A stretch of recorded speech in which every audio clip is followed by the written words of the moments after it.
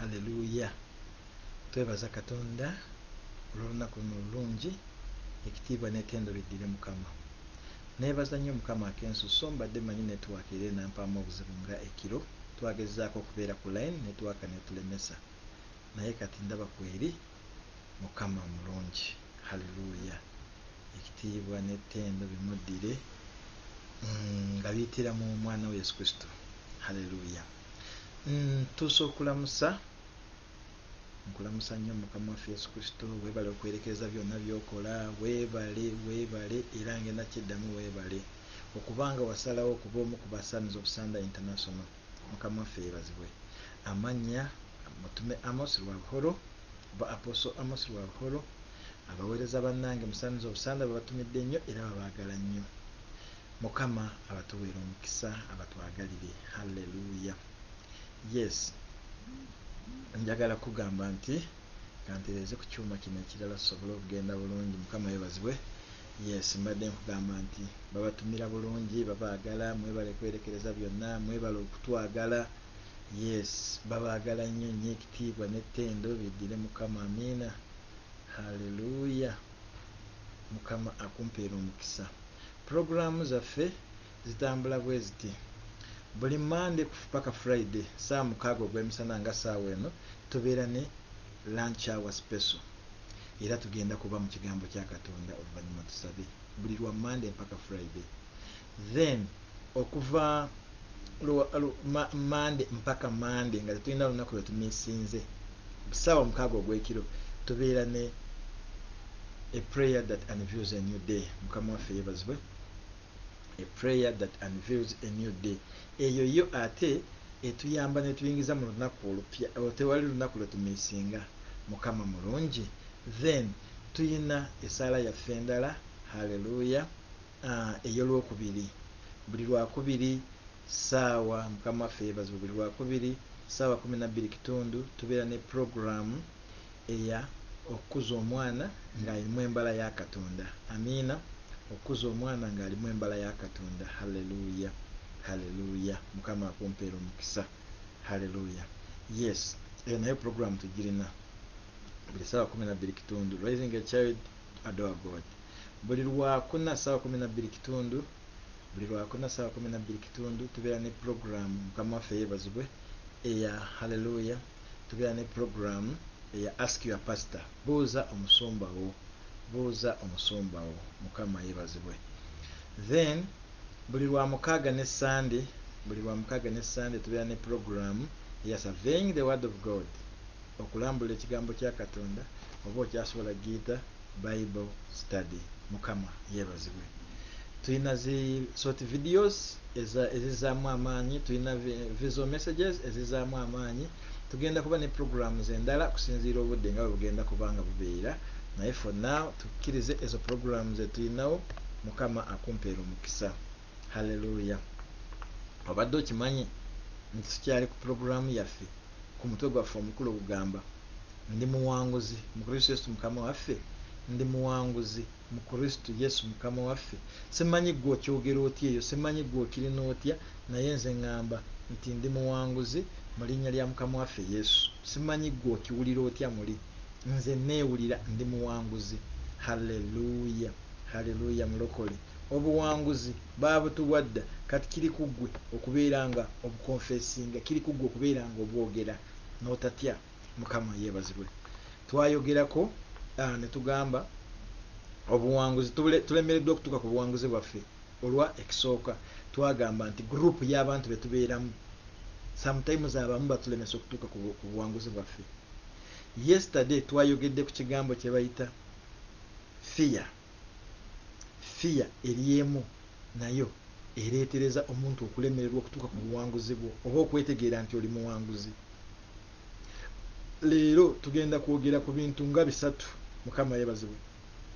Mukama akumpeera omukisa. Nina Yesu, nina Yesu, nina Yesu owange asobola. nina Yesu, nina Yesu, nina Yesu owanga asobola, nina Yesu omulwanyi w'entalo namige, nina Yesu omusumba asobola, nina Yesu, nina Yesu, nina Yesu owanga asobola, nina Yesu omulwanyi w'entalo namige, nina Yesu nkugambye asobola, nina Yesu, nina Yesu, nina Yesu owanga asobola, nina Yesu awangula entalo zonna, nina Yesu owanga asobola, nina Yesu, nina Yesu, nina Yesu owanga asobola, nina Yesu, nina Yesu, nina Yesu mbagambye asobola, nina Yesu, nina Yesu, nina Yesu owanga asobola, akatwihayo mu kihonge ky'okufa, Mukama Yesu yatutahya omu bukama bwe, Yesu akatwihayo mu kihonge ky'okufa, Mukama Yesu yatutahya omu bukama bwe, Yesu akatwihayo mu kihonge ky'okufa, Tata Yesu yatutahya omu bukama bwe, kihanga ky'okufa ekyo akatwihayo mu kihanga ky'okufa, Mukama Yesu yatutahya omu bukama bwe, Yesu akatwihayo mu kihanga ky'okufa, Mukama Yesu yatutahya omu bukama bwe. Mukama waffe yeebazibwe. Haleluya, haleluya. Okay, nzikiriza tugende mu maaso n'ekigambo kya Katonda. Mukama akumpeera omukisa ng'owuliriza. Ekigambo ekisooka ekitulemeseza omuntu okutuuka ku buwanguzi, ekiremeseza omuntu okutegeera nti muwanguzi, ekigambo ekisooka lack of persistence. Tubuliddwa okulemerako. Mukama waffe yeebazibwe. Abantu tebalemerako. Mukama yeebazibwe. Tulina okweyigiriza okulemerako. Haleluya. Mukama mulungi. Njagala kugamba nti kyagala gwe mwennyini weeyigiriza okulemerako. Kyagala gwe mwennyini weeyigiriza okulemerako. Mukama waffe yeebazibwe. I am a winner in Christ Jesus. Yesiimu yaffe. Naye leero tugenda kwogera, Mukama yeebazibwe, tugenda kwogerera mu area ebyo ebitulemesa okuwangula. Mukama yeebazibwe, ebyo ebitulemesa okuwangula. Haleluya. Nkugambye ekisooka, buli twayogera nti gurupu y'abantu eyinza kukulemesa obuwanguzi bwo. Yesu yali twagambye nti okutya kuyinza kukulemesa okutuuka ku buwanguzi bwo. Kati leero tugamba nti okulema, like lack of persistence, okulemerako. Tulemererwa okulemerako. Omuntu otandika ekintu mu mwezi gumu n'okireka, mu myezi ebiri n'okireka, mu nnaku 3 n'okireka. Tubuliddwa okulemerako. Haleluya. Kyenjagala kugamba ki? Bintu bingi bye tuyitamu, bintu bingi bye tukola, bintu bingi abantu abedda baalokokanga ne bamaliriza, baalokokanga ne bamalayo. Naye ennaku zino ffe olokokako katono bwe kati ebintu bwe bigaana n'obivaamu. Abasajja abaweereza abo bamaze emyaka mu buweereza. Kati gwe ogenda n'owekompeyaringa. Mukama waffe yeebazibwe. Ogenda n'osooka n'otunulira n'ogamba yii, Pastor Senfumo ono alina essomero, alina kino, alina branches, alina kiri. Pastor Serwadda alina kino, alina amachurches, alina biki. Mukama waffe yeebazibwe. N'otasooka kukebera abantu bano bamaze ebbanga ki nga banoonya Katonda. Sadaaka zenkanawa ze bawaddeyo mu maaso ga Katonda. Gwe oyagala kubuukira loole nga tekuli ne pambawo, naye ggulu akuba olabye nti bateesewo pamba ate okimanya bagitwala gitunda. Kati naawe n'obuukira loole ogenda eri ng'osuubira ogenda ganyulwa. Mukama waffe yeebazibwe. Haleluya. Si bwe kityo bwe kiri. Waliwo sadaaka ezirina okuweebwayo. Sadaaka eyo endala eri okugumiikiriza. Abasajja bw'owulira mukulu Serwadda we yatandikira, Pastor Serwadda we yatandikira, bw'owulira Pastor Senfuma we yatandikira mukama waffe yebazibwe kigenda kuweereza okutuula n'okakkana n'omanya waliwo n'abaweereza abalala besimenye naye mubamanyi n'okakkana n'ogamba kanindirira enkola ya mukama. I think mbadde mpapa kati ffe oteekawo akaduuka oba oyagala olunaku otunde oguleko poloti oguleko ennyumba oguleko motoka ate osevingiko ne sente nyingi nnyo mu banka. Mukama waffe yeebazibwe. Oyagala bwonna olinya ennyonyi n'otuuka ebweru mangu ago ofune omulimu ofune ebiwandiiko. Mukama waffe yeebazibwe. Buli kimu kyonna ggwe tuyina akasigiri tuwanguyiriza tupapa tetukola bintu mu mitendera olw'okupapa bugujjukira si muliro mulokole. Mukama waffe yeebazibwe. Njagala kugamba nti tekyetaagisa kupapa. Bw'owulira Yesu ng'agamba yasooka n'agamba mami we gwe mukazi gwe bino ebintu bikukwatiddeko wa tokimanyi tebunabeera kuba budde bwange obwo kibalaga kugumiikiriza. Mukama yeebazibwe. Obugumiikiriza bwe butyo bwe bukola nti oyina kulinda. Wali abaganda ba Yesu ne bamugamba genda mu Galiraaya bakulinze anti oyagala kweraga bakimanye nti toyinza kweraga ng'oweekwese eno genda eri. Yesu n'abagamba mumugende naye nze obudde obwange tebunatuuka. Naye ffe tupapa buli kadde oba omanyikako buli kyabugage kiisa oba omanyi kikyo buli toola oba omanyi gwagenda toola ne tukozesa Mukama mu nkola embi ne tumwogeza obulimba. Bannabbi ba Katonda tubogeseza obulimba olw'ensonga twagala batulagule ebyo bye twagala. Twagala kuwulira ebyo byokka nga bw'osoma mu kitabo kya Jeremiah oyo kabaka yaliwo ye yagalanga bamulagule byayagala okuwulira. Mukama waffe yeebazibwe. Lack of persistence tujja kukisanga mu Nehemiya essula 6. Nehemiya essula 6 kuva ku lunyiri lwokusatu mpaka olwokuna. Abalokole tuweddemu okugumiikiriza. Oyingira mu kyakyo oli muwala mulungi ate you know that you are beautiful. Kyekyo singa okumalamu amaanyi n'omanyi n'emyaka gye teginagenda nti okaddiye nnyonnyo naye n'olyoka oteeka Mukama ku kasigiri kanyimbe ngenda kutendereza ngenda kuba ettendo lyotalabangako kumala emyezi 5 singa sifuna musajja n'ekkanisa njabulidde. Ko abavubuka bonna abalimu basajja bonna beevuga baasoma balina emirimu mirungi kati Katonda n'omuteeka ku bunkenke ng'ate omusajja owo osanga n'okulokoka n'abakulokoka. Omusajja owo osanga neyo church gy'osabiramu branch eyo si mwali. Mukama waffe yeebazibwe. Haleluya. Kati gwe n'olyoka obapisa Katonda n'olyoka omuteekako mu speed. Jjukira abaana ba Isirayiri baali mu ddungu ne bamulemesa yabaweereza ennyama n'abagamba mugenda kulya ennyama. N'agamba Musa gamba abaana ba Isirayiri bagenda kulya ennyama olw'obujeemu. Tebagenda girya lunaku lumu oba 2 oba 3 bagenda girya mpaka bwe naafulumira mu nnyindo neefulumira kwegamba yabawa ekyamagero nga kiriko n'ekikolimo. Tetwagala tufune ekyamagero nga kiriko n'ekikolimo. Mukama waffe yeebazibwe. Haleluya. Leka Katonda atuwa ekintu nga kyekyo kyennyini ekisaanidde. Haleluya. Praise be the Lord Jesus. As I was saying that we are winners in Christ Jesus. We are winners in Christ Jesus. But there are those things that hinder us from getting our destiny, from reaching our victory.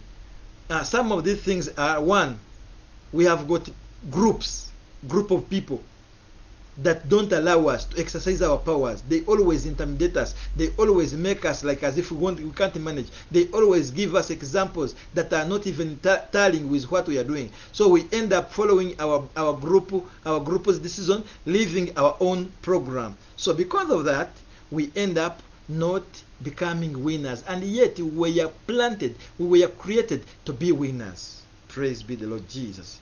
We also talked about fear. Fear has caused many people to slumber, to stumble. It has caused many people not to move according to God's will, but according to the fear that it has come in their brains. Remember, we talked, brains is the door. Praise be the God. Our mind is a door, is a gateway to our soul. So if you plant in fear, immediately fear will choke your soul, and meaning your faith will be slow, and everything you'll be moving according to fear. I can't do this, I can't manage this, I fear to do this, I may lose, I may not get a job, I may be oppressed, I may be ashamed, I may be embarrassed. You always want to be to people to feel sympathy with you. That one also has caused a lot of people not to reach their destiny. Today we are talking about lack of persistence. Praise be the Lord Jesus. Lack of persistence. Many people have failed because of lack of persistence. They don't want to wait. The Bible says, wait upon the Lord, and at appropriate time he will exalt you. But for us, we don't want to wait on the Lord. Praise be the Lord Jesus. We want, when we ask for something, there and then we need it. There and then we need good results. And when we don't get the results, we end up leaving. We end up mocking God. We end up mocking the Holy Spirit. We end up provoking the Holy Spirit. Why? Because we want things at a very fast speed, not allowing God to do according to his will. Praise be the Lord Jesus. Hallelujah, hallelujah, hallelujah. My brother and my sister who is listening, and that is going to listen after, I want to tell you, if you want to achieve anything, it needs you to be a little bit patient. You have to persevere. You have to persist. You have to keep on. Don't start a business today and you run away from it tomorrow because you have not gained what you are expecting. Give a long-term program. If you have started a soap, a Thai soap, if you have started any business, makula business, spa business, give it a period of 3 and above years so that you can monitor its profit and loss, its income and expenditure, its expansion. Monitor everything. Give it time. But we don't want to give time. Why? Because we feel like when we ask God, he has heard us and he has to do it immediately. Not knowing or not remembering or not putting things in consideration that God has got other things to cater for, other things to do before giving you what you ask. Praise be the Lord Jesus. Hallelujah. Gwo papa no gamba katona mpakino mangu agoba okyagala naye omusaba motoka tonaba na kuyiga givuga kati agikuwa ogende ofe mukama waffe ibazibwe. He will give you things according to his timing. Nehemiah chapter 4, Nehemiah chapter 6, Nehemiah chapter 6, praise be the Lord Jesus. Nehemiah chapter 6, hallelujah, verse 3 and verse 4. We want to see that our brother Nehemiah persisted, stayed in his work. He never moved left or right. He kept his mission on.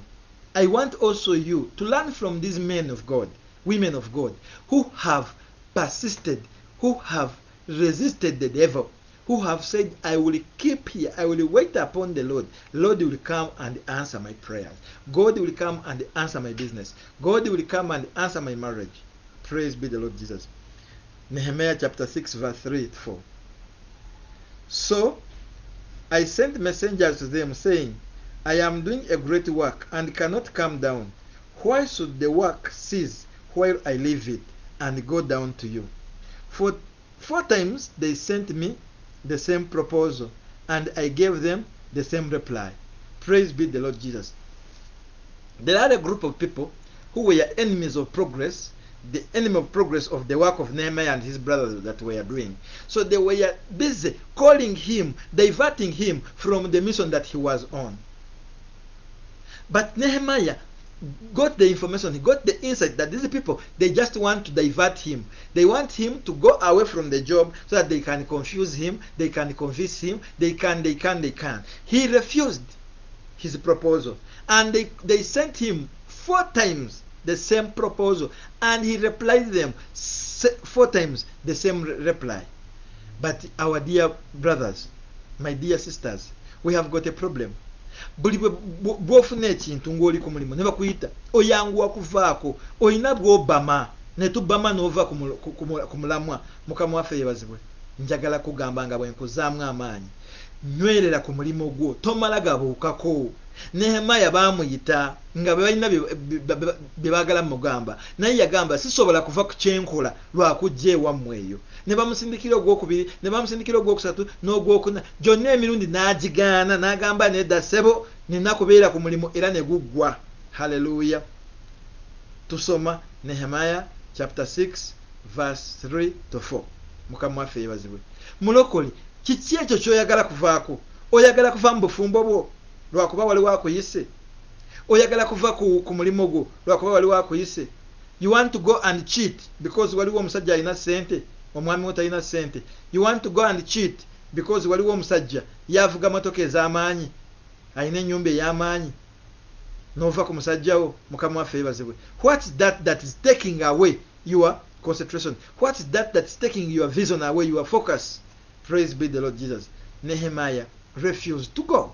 Nehemiah refused their proposal. They called him. They kept persuading him. They kept telling him the same thing, but he kept answering the same answer. I request that answer the same answer in the mighty name of Jesus. Nehemiah chapter 6 verse 3 to 4. Hallelujah. If we go to Judges,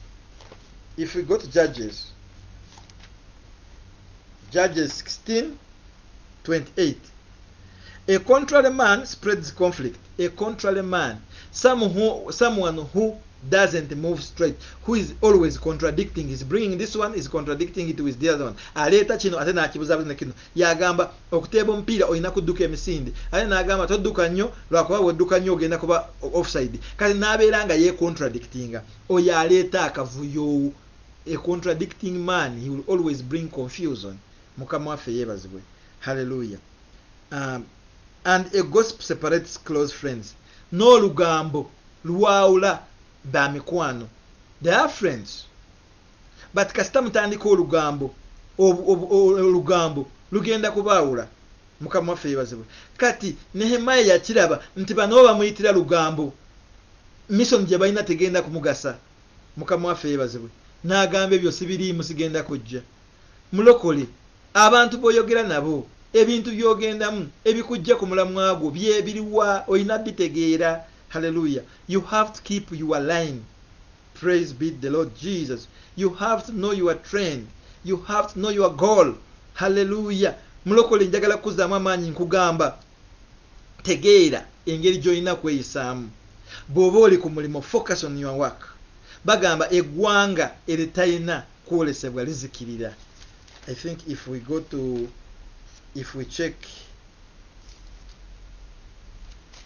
Mukama waffe yeebazibwe. Hallelujah, hallelujah, hallelujah, hallelujah. Eggwanga eritalina okwolesebwa lizikirira. Mukama waffe yeebazibwe. Hallelujah. Njagala kugamba nti tuyina bwe twebuzaabuzizza, tuyina bwe tulemeseza Katonda, tuyina bwe tubadde abazibu ennyo ne Katonda okukitegeera. Ng'otandika ekintu mu dakiika 2 n'okivaako, n'otandika ekintu mu dakiika 5 n'okireka, n'otandika ekintu n'ogamba Katonda tali mu kukuyamba. Lemerako. Weeyigiriza okulemerako. Mulokole lemerako. Bw'oba oli mu bufumbo bunywerere mulemerako. Omusajja ajja kukyuka, omukyala ajja kukyuka, oluzaalo lugenda kujja. Bw'oba oli mu kukola kola, increment egenda kujja, salary increment, promotion egenda kujja, ogenda kufuna sente z'oyagala ozimbe, but kyetaagisa kulemerako. Gwa savinga lemerako. Hallelujah. Mukama yeebazibwe. Lemerako mulokole, lemerako. Bw'oba n'oyagala kulya ku birungi bya Katonda, lemerako. Mukama yeebazibwe. Hallelujah. Tugambye lack of persistence has caused many to fail from getting to their destiny, from getting their victory, from knowing themselves that they are winners, because they are always panicking. Bakwata ku kino ne bakwata kiri, ne bakola kino ne bakola kiri, ne batambulira wano ne batambulira wali, tebanywerera ku nsonga y'emu. Wano tulinawo abantu batunda obunyaanya, wano nga ku ssomero wabweru batunda obunyaanya, naye balemerako. Nkulaga mu nnyanja bajja mu rent, mu nnyanja bajja mu grocery, mu nnyanja basindikirako n'abantu baabwe Zimbabwe akasente. Naye bw'olaba omudaala si gwe munene, naye balemerako ne basevinga ekitono. Hallelujah. Kiki olemeddeko n'osaba Katonda akuweeremu omukisa? Ke kaseera weetegeere. Understand your level. Topapa kubuukira kiroole nga tekuli pambawo. Ogenda kutuuka we batundira ku store, abalala batunde bakwate sente zaabwe, otandike kwesooza n'okufuna obujja n'okufuna ennugu. Lwaki? Because obuukira ebintu si bibyo. Tambulira mu layini yo ate gumiikiriza. mukama yebazibwe. Tugenda kwogera ku another thing. Devil ekozesa trick of slander and gossip. The devil uses a trick of slander and gossip. Mukama waffe yebazibwe. Tujja kisanga mu Nehemiya essula 6 olunyiriri olw'okutaano n'olw'omwenda. Devil ekozesa amagezi ag'okubuzaabuza n'olugambo. Devil ekozesa amagezi ag'okubuzaabuza n'olugambo. Emanyi nti oli muwanguzi kati kyalina okukola egenda kutandika okugamba bw'okola bw'oti ogenda kuyitamu sooka oleke ebyobulokole ebyo sooka ogende mu kino kikolemu okikube bwemulimala kukwasa ogende oddeyo mu bulokole bwo naye kati saawa n'ogenda kubeera mu bulokole ogenda kwavuwala. Ekozesa slander, ekozesa ebigambo ebyobulimba, ekupaswedingisa ebigambo oyingire mu kateeba kaayo olyoke ocommitting a sin before God. Togiganya kukola ekyo. Nehemiah chapter 6 verse 5 to verse 9.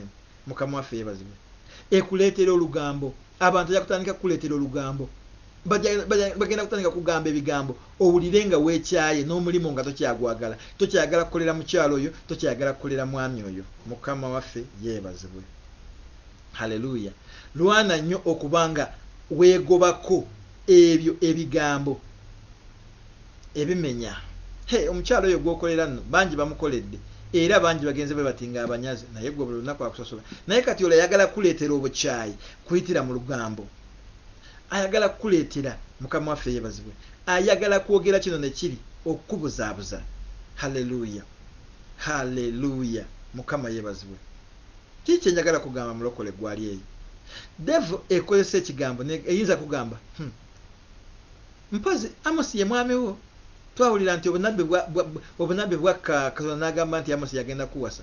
Ye mukituusizaawo. Kati anti Katonda bwe yayogera nsuubira mugende waka mubeere mwenna mugenda kwanjula mpola mugenda kufumbirwa mpola. Devil eyina bwe kutandika ebigambo. Kati olyoka weesitule mugende ne Amosi mumalirize nga mutyobodde erinnya lya Katonda mutyobodde eddoboozi lya Katonda nga temuyise mu mitendera. Slander. It will always use ebigambo to break, to destroy. Mukama yeebazibwe. Haleluya. Mukama omulungi yeebazibwe. Njagala kugamba ki? Njagala kugamba nti devil ekola buli kisoboka kyonna kulaba nga totuuka wali lwakuba yo etegeera. He understands the things that you have not yet seen. Etunulira wala netegeera ebyo byotonnaba na kulaba. Kati emanya Idris omwami agenda kutwala is a prosperous man. Negamba Idris kasita amala kufuna a prosperous man tajja kugwa lwakuba muwala ayagala Katonda. Kati kyekugamba ekugamba ofumbo bwa saawa zino oyo oba kati gwe tofumbirwa oba tofuna mwami kati gwe kola lesbian funa omukyala ku mukyala. Ebeera erina ebigambo byekugamba egamba kati gwe naawe obulungi bwobwo Idris omusajja agende atandike kufumbisa emmere atandike kubonyaabonya. Don't go there, just be your own. Mukama waffe yebazibwe. Haleluya. Haleluya mulokole. Bagenda kuleetera olugambo ku mulimu. No oliawo oyo omukyala byakwogera. No oliawo bagamba tebagenda kukuza banoonya ddanga bwe bagere gye bakugobamu emirimu gyose mirungi. Bagenda kwogera ebintu bakukyayisa omulimu otandika okukola ng'okola ebintu nga si bitereevu tokyabyagala owulira omulimu tegukyakunyumira because of the trick that the devil has used. I have told you devil uses a trick of slander and gossip. Tukisanzemu Nehemiah chapter 6 verse 5 to 9 katusome. Nehemiah chapter 6 verse 5 to 9. Sanballat sent me this same message a fifth time by his aide, who had an open letter in his hand. It was written, "It is reported among the nations, and Geshem agrees that you are the Jews. The Jews plan to rebel.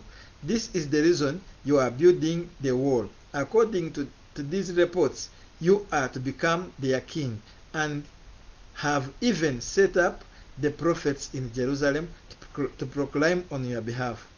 There is a king in Judah. These rumors will be heard by the king.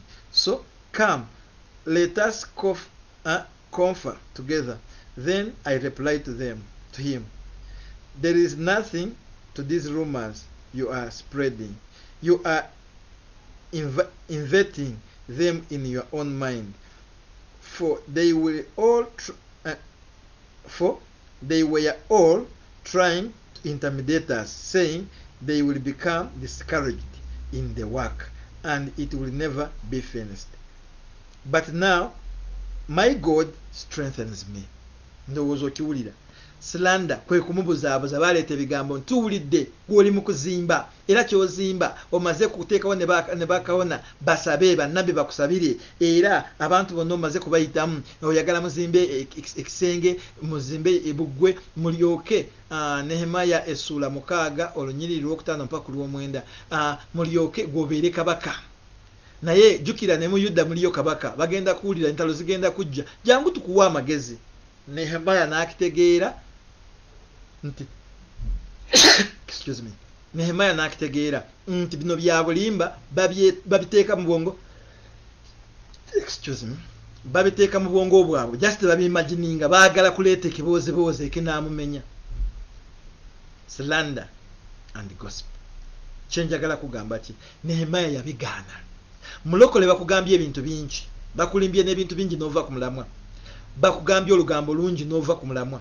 Naye kyenjagala kugamba ki? Njagala kugamba from today nywerera ku mulamwa, yemirira ku nsonga, togivaako. Bagenda kugamba omusajja oyo mwenzi, omukyalo oyo mubbi, omwana oyo tagenda kukola bulungi, bagenda kugamba mulimu gw'oliko tegukola, bagenda kugamba n'eggwanga ly'olimu eyo terifuna ssente, bagenda kugamba, bagenda kwogera ebintu bingi byonna byakukulemesa. Naye just say but my God strengthens me. Oba eggwanga teririmu ssente nze nja kufuna ssente. Oba mugamba omukyala wange mubi mwenzi nze ngenda kumutereeza, Katonda agenda kunnyamba amutereeze, tagenda kubaamu bwenzi bwonna. Oba mugamba nti omwami wange mubbi nze mbagamba si mubbi, eyo ndowooza yammwe. Mukama waffe yeebazibwe. Haleluya.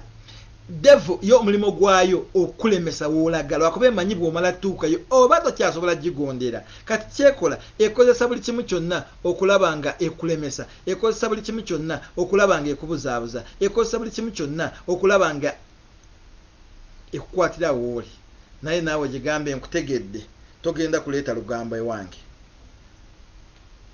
nkutegedde togenda kuleeta bigambo ebibuzaabuza, nkutegedde togenda kunzija ku bugumiikiriza bwendiko, nkutegedde togenda kuleeta gurupu y'abantu enannemesa, nkutegedde togenda kuleeta kutya mu nze. Nina kutuuka wendaga.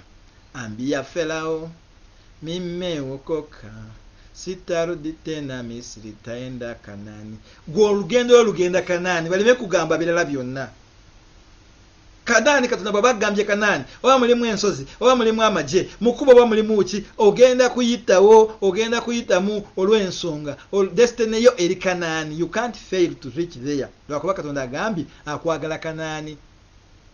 Katonda agamba akwagala mu bufumbo obwo. Kati byonna ebirimu tebiyinza kulemesa okuwangula. Katonda akwagala kuba mugagga. Obwavu bw'olaba kaakati tebuyinza kulemesa obugagga bwa Katonda bwe yalaba. The small affliction you are in cannot be imagined with the greater glory that you are going to receive after this trial. Praise be the Lord Jesus. Just wait again. Mukama yeebazibwe. Hallelujah. Ku kigambo kimu ku persistence. Hallelujah. Persistence. Mbadde ni ku persistence. Okimanyi bulungi nti Nehemaya yawangula. Nehemaya ye yawangula. Ekyo kimanyi bulungi. Naye okimanyi waliwo atawangula n'alemererwa. Persistence. Tugende mu Judges 16. Mukama yeebazibwe. Judges 16, 15, 17. Judges 16, 15, 17. Waliwo yalemererwa. Samson yalemererwa okulemerako. Judges 16, 15 to 17 yegamba. How can you say, I love you?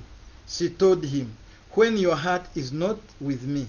This is the third time you have mocked me, and not told me what makes your strength so great. Because she nagged him day after day and pleaded with him until she won him out. He told her the whole truth and said to her, my hair has never been cut, because I am a Nazareth to God from birth. If I am saved, my strength will leave me, and I will become weak and be like another person. Mukama waffe yeebazibwe. Ye omukyala Dalila yamulemerako. Bwe yamulemerako, jukira yakoza slanda. Bwe yamulemerako, Samsoni n'atendewalirwa ng'akooye n'abivaako. Tubadde mu Judges chapter 16 verse 15-17. Naye Nehemiah baamulemerako, ye baamulemerako emirundi gyawera n'etaano. Nehemiah n'agaana n'agamba nze sijja kuva ku mulamwa. Naye Samsoni baamugamba ye emirundi 3, n'awulira abikooye, n'abuulira ne yeeyabya. Oyo n'agwa. Mulokole oyina bwe weeyabiza nti okooye, oyina bwe weeyabiza nti bikutamye, oyina bwe weeyabiza nti n'oyogera ebyama byo. Naawe weka weekolako olugambo nkutidde. Naawe weka weekolako olugambo mulokole. N'ogamba nze no gwe mulaba, waliwo sente zange ezijja, bansuubiza emitwalo 10, bwe ngifuna ngenda kukola kino ngenda kukola kiri. N'ababbi ne bakiwuliramu, sente ne bazibba. Tandika okwetegeera, tandika okutambulira mu layini ya Katonda. Mukama akuwa omukisa ng'obitegeera. Lwana nnyo okulema kukkiriza olwo olugambo olukumenya. Lwana nnyo oleme kukkiriza ag'amagezi agaleeta distraction mu bulamu bwo. Lwana nnyo okubanga teri akujja kukulemerako. Lemerako. Mukama yeebazibwe. Waliwo enjigiriza y'obulimba. Twandigiise infiltration of false teachings. Infiltration through false teaching. Ebigambo eby'obulimba okuyitira mu b'obulimba. Mukama waffe yeebazibwe. Ebigambo eby'obulimba okuyitira mu basomesa ab'obulimba. Bwe tugenda mu kitabo kya Nehemiah, tugenda kwetololera nnyo ku Nehemiah. Mukama yeebazibwe. Nehemiya essula 6. Haleluya. Nehemiya essula 6 olunyiriri olw'10 mpaka ku lw'14 egamba bwete. I went to the house of Samaiah, son of Daliah, son of Mestabo, who was restricted to his house. He said, let us meet at the house of God, inside the temple. Let us shut the temple doors, because they are coming to kill you. They are coming to kill you tonight. But I said, should a man like me run away? How can I enter the temple and live? I will not go. I realized that God had not sent him because of the prophecy he spoke against me. Tobiah and Sanballat had hired him. He was hired so that I would be intimidated, do as he suggested, sin and get a bad reputation, in order that I could discredit me. Praise be the Lord Jesus. My God, remember Tobiah and Sanballat for what they have done, and also Noadiah, the prophetess, and the other prophets who wanted to intimidate me. Mukama waffe yeebazibwe. Tulaba nti devil yayitira mu bantu ne baleeta enjigiriza mbi. Waliwo abantu ne social media, waliwo amakanisa mangi, waliwo abasumba, abatume, banabi, basomesa, abawulize, ba brother, ba sisters, bayina enjiri. Naye si buli njiri yonna gy'owuliriza, si buli luyimba lwonna lw'okuba nti lwonna lukutwala mu kulokolebwa. Mukama waffe yeebazibwe. Haleluya. Ebintu ebirala ebimu tubiyita bifutafuta. Mulimu abalala nga ba agents ba devil baagala divert you kuva ku radio gy'owulira ekutwala mu wakaka wa Katonda. Waliwo enjiri gy'obadde owulira mu church yo baagala ku divertinga, baleeta ebintu ebyangungu, baleeta ebintu ebiringa ebikusanyusa osobole ku paying attention to biboogera ove ku mulamwa gwa Katonda. Mukama waffe yeebazibwe. Haleluya. Haleluya. Mulokole weegendereze nnyo enjigiriza gy'ofuna, naddala kati ku social media egenda kulwaza abantu omutwe. Osanga omuntu afollowinga churches nga 15 Enateekayo yes, eri nateekayo okay, eri nateekayo akafaananyi, eri nateekayo amazina, eri na commentinga, eno nasharinga, naafuna ebifuta bingi n'omutuukako nga yenna ali totally confused, nga yekka kizibu. How can you follow? Abayigiriza buli njigiriza ina style yayo. Spring of Life ina style yayo. Miracle Center ina style yayo. Indaman ina style yayo. Christian Center ina style yayo. Bina amanya tebayinza kuyita Amos. Goros nayitaba, Idis nayitaba, Dulens nayitaba. Leka bayite Amos ayitabe. Bayita Dulens ayitabe. Bayita kati gwogenda okunganya wano, okunganya wali. Ogenda kufuna empi. Ogenda kuba empi. Mukama waffe yebazibwe. Ebintu by'okunganya. Abamba agents of devil. Oliwa bakakando, oli mu bana abapasita abawasa abakyala babiri, oli wano oli wali. Enjiri yonna okwata eno okwata eri. Mukama waffe yebazibwe. Infiltration through false teaching. Kati wano omukyala Samia yali agamba Nehemiah bagende beesibire mu kanisa nti bali mu kujja kumutta. Naye n'akitegeera nti obunabe bwali bwa bulimba tebwava wa Katonda n'abigaana. N'agamba Katonda batunuulire, baagala kumalamu maanyi nemererwa omulimu. Baagala kunzijamu ekitiibwa kyange kye nnina mu maaso go. Mulokole olina kufuna spirit of discernment. Funa omwoyo ayawukanya ekibi n'ekirungi, eddoboozi lya Katonda n'etali ddoboozi lya Katonda. Gwe buli kye boogera abawulidde maama n'oteekayo okutuna okugaziwa bw'oti ne kubanga kunene ng'okwenjovu. Ebyo n'obiwuliriza. Oba okyali awo notification endala neeyingiramu ate omulala aze n'ekifuta kye naye asaba naye n'omuwuliza naye n'ogenda eyo. Oba okyali wano ne wajja omulala n'agamba kati nno nabyo n'obiyingira okukakkana ng'ebyokuŋŋaanyiza biwunya buwunyi mu maaso g'omutonzi. Be selective. Manya misoni yo. Know your maker. Know your mentor. Know your pastor. Towanka mulokole. Teyawanka Nehemiya era omulimu yagumaliriza. Tulina okuwabulwa okuli mu Matthew 7:15 mpaka 18 okuwabula. Matthew 7:15 mpaka 18. Hallelujah. Mukama yebazibwe. In the same way, every good tree produces good fruit, but a bad tree produces bad fruit. A good tree can't produce bad fruit, neither can a bad tree produce a good fruit. Mukama waffe yebazibwe. Olina okutandika kwetegeera, olina okumanya ekituufu. You have just to understand yourself and know the goal that you are on. Toyinza kutandika kuwanka ogenda kumaliza ngo obaze ebibala nga tebirimu makulu. Hallelujah. Njagala obale ebibala. Katonda akuyamba obale ebibala ebinaaba ebirungi, bale ebibala ebinaasanyusa Katonda wo, bale ebibala ebinaakuyimusa. Mukama waffe yebazibwe. Nakugambye nti bannabbi ab'obulimba bangi. Tugenze mu 1 John, ebbaluwa ya Yokaana esooka, 1 John essuula 4. 1 John chapter 4.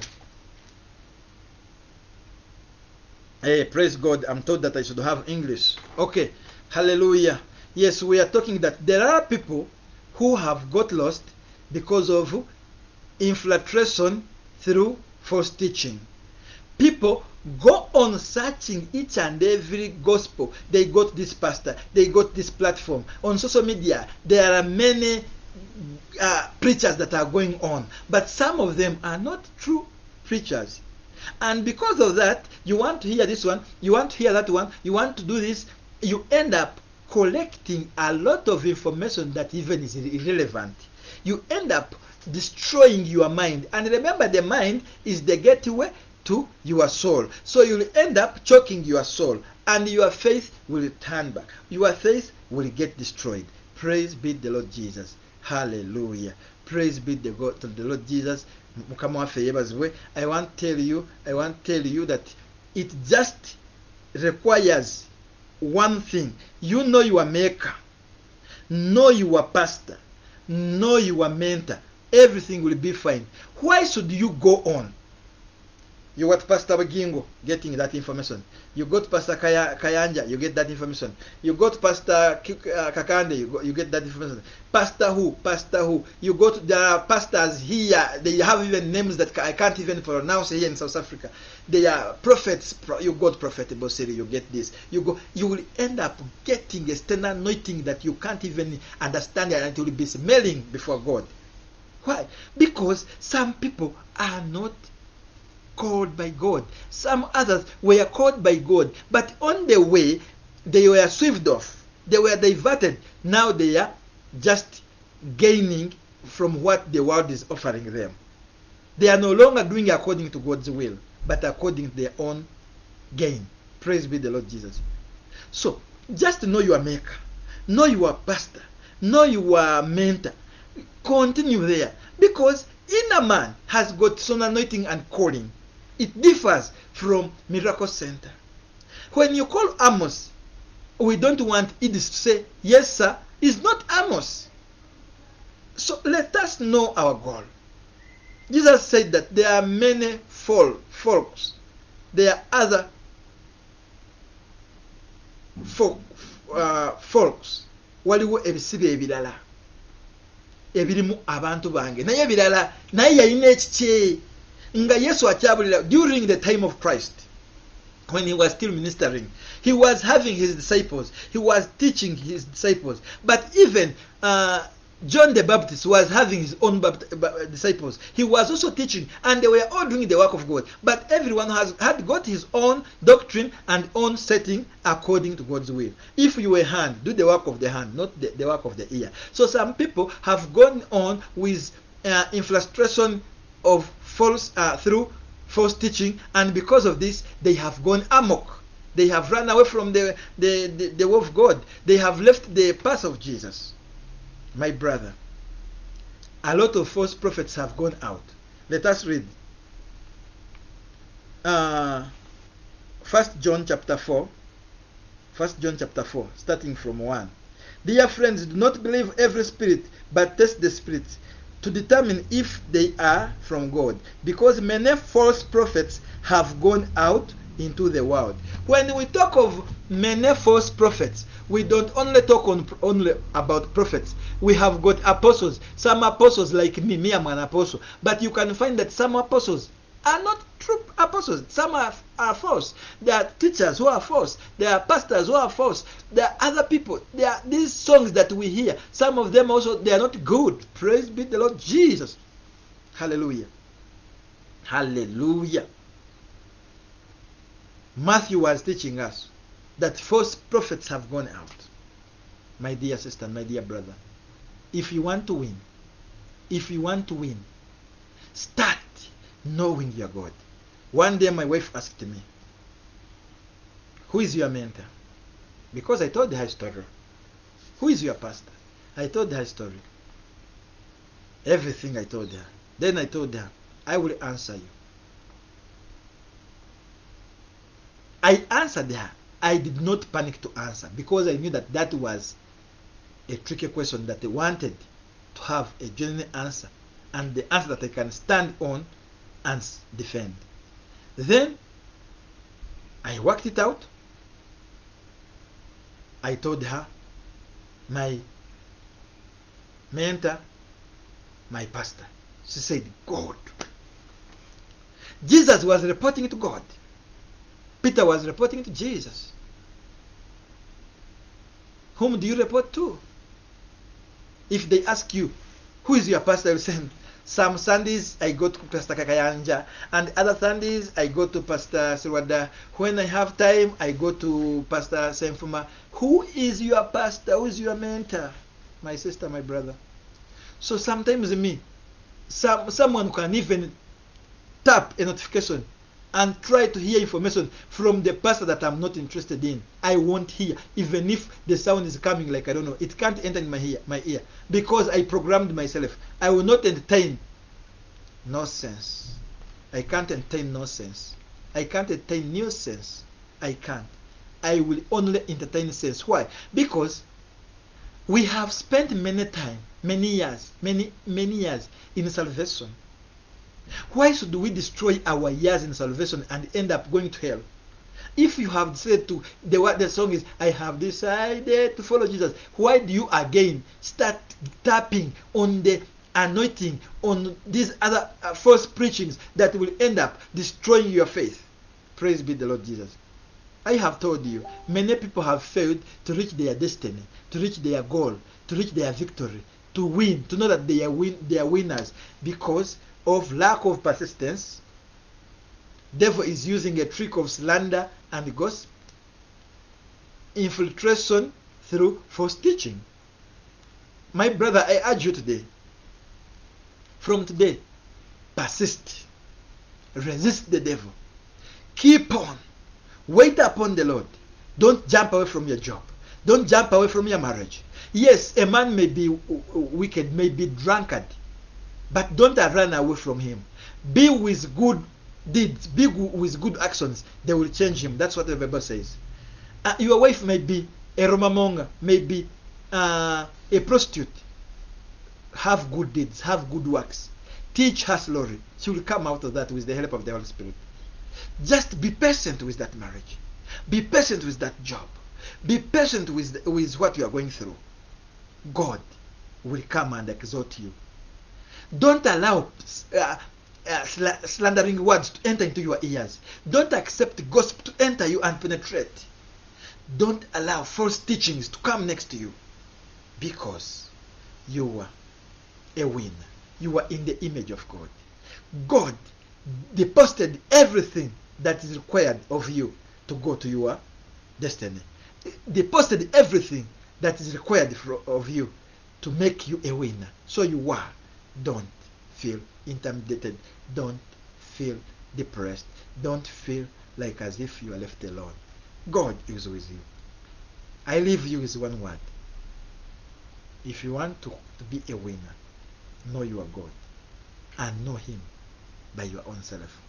Salvation is personal. The word of cross is personal. If you want to win, it's you to win. If you want to lose, it's you to lose. The battle is with you.